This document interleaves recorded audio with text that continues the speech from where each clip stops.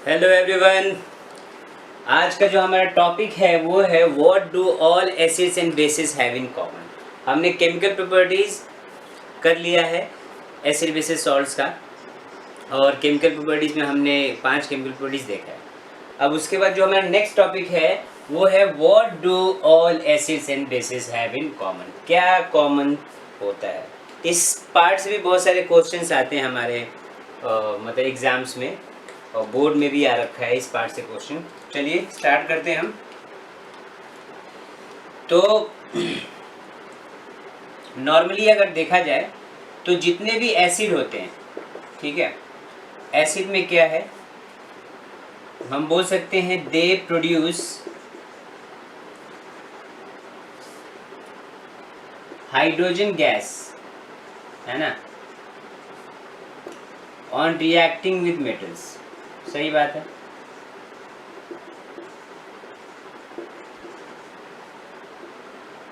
Metal के साथ ये क्या करते हैं, हाइड्रोजन गैस प्रोड्यूस करते हैं। जब भी मेटल से रिएक्ट करते हैं तो हाइड्रोजन गैस प्रोड्यूस करते हैं। इसका मतलब एसिड में क्या हो सकता है, जो एसिड्स होते हैं उसके अंदर हाइड्रोजन आयन होता है। ठीक है, हाइड्रोजन आयन हम इसको कैसे देख सकते हैं, तो हम एक एक्टिविटी गिवन है आपके एनसीईआरटी बुक में, एक्टिविटी 2.8, ठीक है। उस एक्टिविटी में ये दिया गया है कि आपको, नेक्स्ट पॉइंट हम बाद में लिखते हैं, उस एक्टिविटी में ये गिवन है कि वहाँ पे ग्लूकोज दे दिया है, ग्लूकोज गिवन है, ठीक है, और अल्कोहल है साथ में, मतलब अल्कोहल है, और HCl है, और H2SO4 है। ये चार चीज़ें गिवन है। ग्लूकोज है, अल्कोहल है, HCl है, ये HCl है, ये HCl है, और ये आपके सल्फ्यूरिक एसिड है। और इन सबको आप सॉल्यूशन में डालते हो, एक इनका सॉल्यूशन बनाते हो। उसमें हम ग्लूकोज को एक बार डालते हैं, अल्कोहल को डालते हैं, HCl को और सल्फ्यूरिक एसिड को डालते हैं। यहाँ पे एक्चुअली टेस्ट होता है कि वो इलेक्ट्रिसिटी कंडक्ट कर रहे हैं कि नहीं। हमने क्या किया, एक बल्ब लगा दिया ऐसे करके, मतलब देयर इज वन बल्ब ऐसे लगा दिया गया है, और इसको बैटरी से कनेक्ट कर दिया गया है, ठीक है।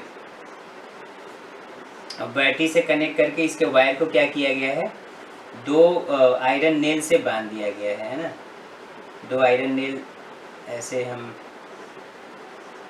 बना देते हैं, ये 2 आयरन नेल है, इससे कनेक्टेड है। और यहाँ पे एक सॉल्यूशन है, कंटेनर है, इस कंटेनर के अंदर इसको डिप किया गया है, ठीक है। इसमें जो सॉल्यूशन है ऐसे करके, ठीक है, इसमें जो सॉल्यूशन है उस सॉल्यूशन में एक बार ग्लूकोज डालते हैं, एक बार अल्कोहल डालते हैं, HCl डालते हैं, सल्फ्यूरिक एसिड डालते हैं।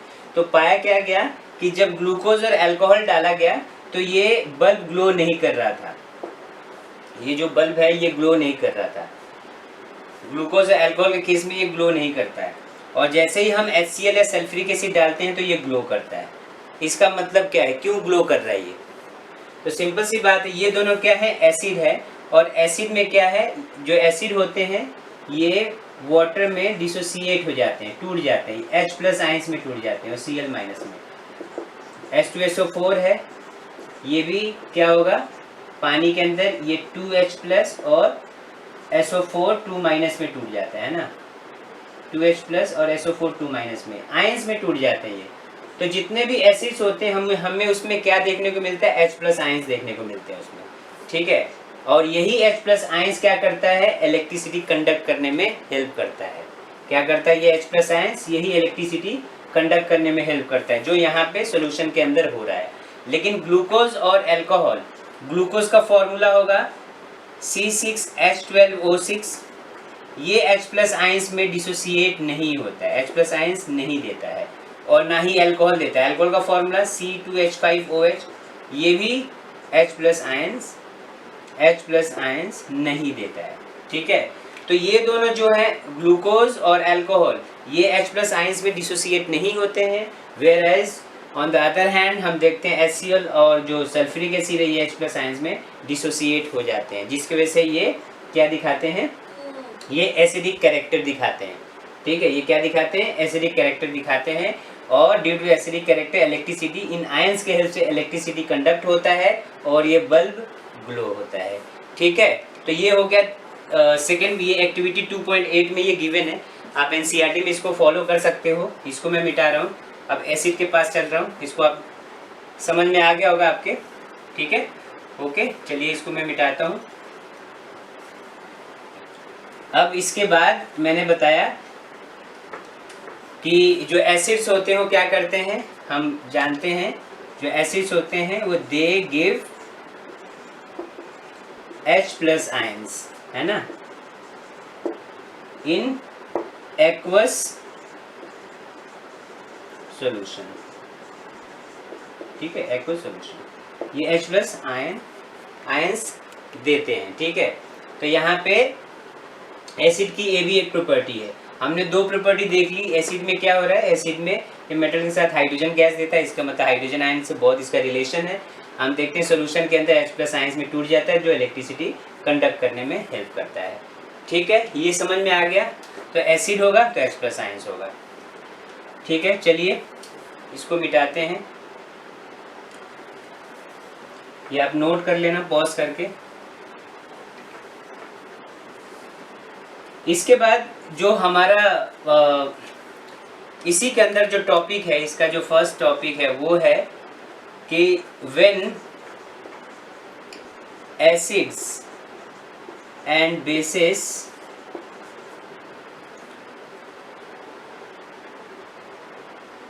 Mix in when acids and bases mix in water, ठीक है, मान लो इसको मिक्स करते हैं तो क्या होगा, when acids and bases mixed in water या dissolved mixed in water, पानी के अंदर अगर मिक्स कर दिया तो क्या होगा। तो यहाँ पे हमें देखने को मिलता है, बहुत इंपॉर्टेंट क्वेश्चन इससे इस पार्ट से आता है कि जो एसिड्स बेस और बेसिस होते हैं when they put into water, तो वहाँ पे सपोज ये एसिड है तो ये H+ आयंस में डिसोसिएट होगा। हमने यहाँ पे रख दिया वाटर, वाटर के अंदर जैसे हम डालेंगे तो ये टूटेगा किस में, हम जानते हैं H+ आयंस में टूटता है एसिड। नॉर्मली पहले ऐसे दिखाता हूँ मैं, ये क्या होता है, ये H+ आयंस में टूटता है प्लस Cl- में टूटता है, ऐसे है ना, ऐसे टूटता है। तो ये बिना वाटर ऐसे ड्राई फॉर्म में कभी नहीं टूट सकता, ये एक्वस सॉल्यूशन में ही टूटता है। तो जब भी हम HCl को वाटर के अंदर डालेंगे, मान लो हमने वाटर रख दिया तो ये ऐसे टूटता है। जो H+ आयंस होता है वो वाटर के साथ मिक्स होके बना देता है H3O+ और साथ में होता है Cl-, क्या बना देता है, जो H+ टूटा वो इसके साथ ऐड हो जाता है और इसको बोलते हैं हाइड्रोनियम आयन। क्या बोलते हैं, हाइड्रोनियम आयन। ये बहुत इंपॉर्टेंट है। तो वाटर में जो H+ आयंस होता है वो अकेले एग्जिस्ट नहीं करता, वो हाइड्रोनियम आयंस के फॉर्म में एग्जिस्ट करता है। ध्यान से दो, ध्यान से देखो, इसको ध्यान देके सुनो कि जो H+ आयंस हो अकेले एग्जिस्ट नहीं करता, वो वाटर में H3O+ के फॉर्म में एग्जिस्ट करता है, that is called hydronium ion के फॉर्म में एग्जिस्ट करता है। ठीक है, तो ये क्वेश्चन आता है और यही वो एक्वस फॉर्म में हाइड्रोनियम आयन के फॉर्म में ही इलेक्ट्रिसिटी कंडक्ट करता है। ठीक है, तो बहुत सिंपल है। और हम देखते हैं बेसिस के साथ क्या होता है, जब बेसिस को हम मिलाते हैं, बेस आप ले लो कोई भी, NaOH, इसमें इसको पानी में डालो तो ये किस में टूटता है, ये बेस में टूटता है। ये टूटेगा तुम्हारा किस में, यहाँ पे मैं दिखा देता हूँ ऊपर, ये आप नोट कर लो, ऊपर में लिख रहा हूँ मैं, NaOH, इसको हम पानी में डालते हैं, वाटर में डालते हैं तो ये Na+ में प्लस OH- में अलग अलग डिसोसिएट होता है वाटर में। वाटर के साथ कोई मिक्स होके कुछ नहीं बनाता, ये आयंस में टूट जाता है। यहाँ पे सोडियम कैटायन है और ये एनायन है। वैसे ही आप देख लो KOH भी यही टूटे, यही होगा। KOH का यहाँ पे क्या होगा पानी में, ये भी K+ और OH- में टूट जाएगा। जो MgOH होल ट्वाइस है, ये देख लो MgOH होल ट्वाइस, ये भी पानी में क्या होगा, ये भी हो जाएगा Mg2+ प्लस 2OH-। ठीक है, तो हम देख सकते हैं वाटर के अंदर जो बेसिस होते हैं वो OH आयंस में डिसोसिएट हो रहे हैं, मतलब एक कैटायन होता है, दूसरा OH माइनस आयंस होता है। तो जो भी मेटल हाइड्रोक्साइड होगा उसमें मेटल हो जाएगा तुम्हारा कैटायन, और जो दूसरा OH माइनस होगा वो हो जाएगा आपका एनायन। मतलब यही है, ये बेस का सिंबल है। बेस का, यहाँ बेस को कौन सिंबलाइज कर रहा है, इसको बोलते हैं हाइड्रोक्साइड आयन, हाइड्रोक्साइड आयन, ठीक है, ये हाइड्रोक्साइड आयन है, ठीक है। कौन, OH माइनस जो है कौन सा आयन है, हाइड्रोक्साइड आयन है। तो जो बेस होते हैं वो कैटायन और हाइड्रोक्साइड आयन देते हैं, और जो एसिड होता है वो क्या देता है, वो हाइड्रोनियम आयन देता है, ठीक है, साथ में दूसरे आयंस भी देता है। तो मेन उसमें एसिड का, एसिड्स की पहचान क्या है, वो वाटर के अंदर H+ आयंस देता है, और H+ आयंस जो होते हैं वो वाटर के साथ ऐड होके H3O+ बनाते हैं, जिसको हम हाइड्रोनियम आयन कहते हैं, ठीक है। तो ये दोनों ही इलेक्ट्रिसिटी कंडक्ट करने में हेल्प करते हैं, ठीक है। तो ये हमारा एक टॉपिक हुआ, यहाँ तक आपने देख लिया। अब चलिए आगे की तरफ बढ़ते, इसमें और क्या चीज़ है, इसी टॉपिक से रिलेटेड है एक और टॉपिक। मतलब यहाँ पे ये क्वेश्चन पूछा जा सकता है इस पार्ट में कि जैसे ग्लूकोज है, अल्कोहल का बताया मैंने कि वो H+ आयंस में नहीं टूटते हैं तो इलेक्ट्रिसिटी कंडक्ट नहीं करते हैं, और एसिड जो होते हैं वो H+ आयंस में टूट जाते हैं, इलेक्ट्रिसिटी कंडक्ट करते हैं, है ना। तो ये इसका क्वेश्चन इन टेक्स्ट में गिवन है, इसका आंसर आप लिख सकते हो।